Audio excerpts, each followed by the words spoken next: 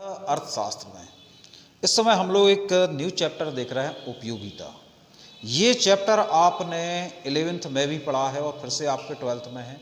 उपयोगिता यानी किसी वस्तु का हमारे लिए जो महत्व होता है, यानी जिस इम्पोर्टेंस के कारण उसे हम खरीदते हैं, या कोई वस्तु हमारी जिस सीमा तक संतुष्टि को पूरा करती है, उससे उपयोगिता का अनुमान लगाया जाता है। उपयोगिता वास्तव में जो है वह गुण है जिसके कारण कोई व्यक्ति किसी वस्तु को खरीदना चाहता है। तो उपयोगिता की कुछ विशेषताएं हैं कि जो जैसे उपयोगिता अदृश्य होती है, यानी उपयोगिता दिखाई नहीं देती है। उपयोगिता जो है लाभदायक भी हो सकती है, हानिकारक भी हो सकती है। जैसे शराब पीना आमतौर पे हानिकारक है, लेकिन जो व्यक्ति उसको पी रहा है उसके लिए वो संतुष्टि देती है, इसलिए उसके लाभकारक होती है। तो यानी उपयोगिता लाभकारी होती है और हानिकारक भी हो सकती है। उपयोगिता का नैतिकता से कोई संबंध नहीं होता, यानी उपयोगिता को केवल हम अच्छाई या बुराई से नहीं माप सकते हैं। उपयोगिता वस्तु और उपभोक्ता के संबंध पर निर्भर करती है। तो किसी वस्तु की जो उपयोगिता है वह उपभोक्ता तक की आवश्यकता, समय, परिस्थिति पर निर्भर करती है। यदि कुछ लोग खड़े हैं तो जरूरी नहीं है कि सबको एक सी प्यास लगी हो, हर की अलग अलग हो सकती है। तो इस प्रकार से उपयोगिता का जो संबंध उपभोक्ता पर निर्भर करता है। तो आज इस चैप्टर में हमें एक और मैं आपको बता दूं, उपयोगिता को 3 भागों में बांटा गया है: सीमांत उपयोगिता, कुल उपयोगिता और औसत उपयोगिता। तो आज हालांकि हम लोग इसमें एक महत्वपूर्ण नियम डिस्कस कर रहे हैं जिसका प्रतिपादन फ्रेंच अर्थशास्त्री गोसेन ने किया है।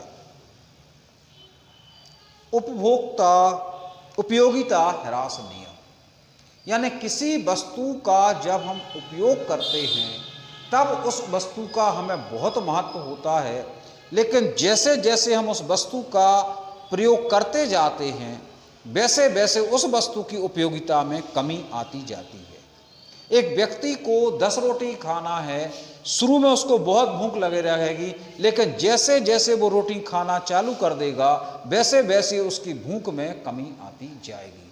तो ये जो वस्तु का उपयोग करने से उसकी उपयोगिता में कमी आती है, इसे हम उपयोगिता ह्रास नियम कहते हैं। इसका जैसा कि मैंने आपको बताया प्रतिपादन फ्रेंच अर्थशास्त्री गोसेन ने किया है। इस नियम की कुछ मान्यताएं हैं, यानी यह नियम कुछ निश्चित परिस्थितियों में लागू होता है। सबसे पहली आती है कि वस्तु का उपभोग की जा मान्यताएं या सीमाएं। यह नियम तब लागू होता है जब वस्तु की उपयोग की जाने वाली इकाइयां गुण, आकार, रंग, रूप आदि में एक समान हो। सेकंड, वस्तुओं का जो आकार है वह बहुत अधिक सूक्ष्म नहीं होना चाहिए। थर्ड मान्यता है कि वस्तुओं के उपभोग के बीच में समय अंतराल अधिक नहीं होना चाहिए। उपभोग की जाने वाली वस्तु तथा उसकी जो स्थानापन्न वस्तु, यानी जो उसको उस जगह पे एडजस्ट हो सकती हो, उसके मूल्य में अधिक परिवर्तन नहीं होना चाहिए। अगला, उपभोक्ता की जो मानसिक स्थिति है उसमें कोई परिवर्तन नहीं होना चाहिए। यदि कोई उपभोक्ता नशीले पदार्थ का सेवन किए है तो उसके लिए तो वस्तु का उपभोग और बढ़ेगा, घटेगा नहीं।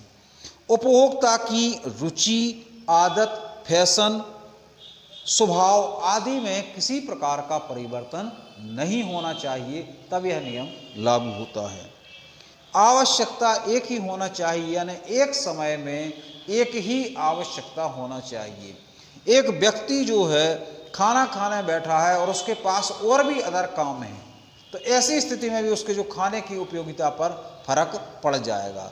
तो यह नियम तब लागू होगा जब व्यक्ति एक समय में एक ही कार्य करे या एक ही वस्तु की आवश्यकता हो।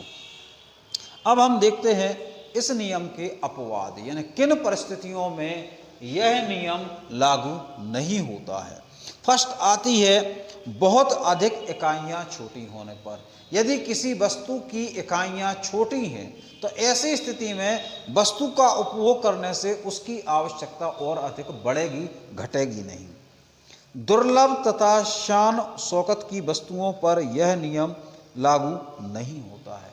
तो ऐसी वस्तुएं जो दुर्लभ हैं, जैसे कई डाक टिकट हैं कि जो कलेक्शन है, तो इसमें जितना आप इनको इकट्ठा करोगे इनकी जो प्रवृत्ति है बढ़ती है। शराब के उपयोग के संबंध में यह नियम लागू नहीं होता।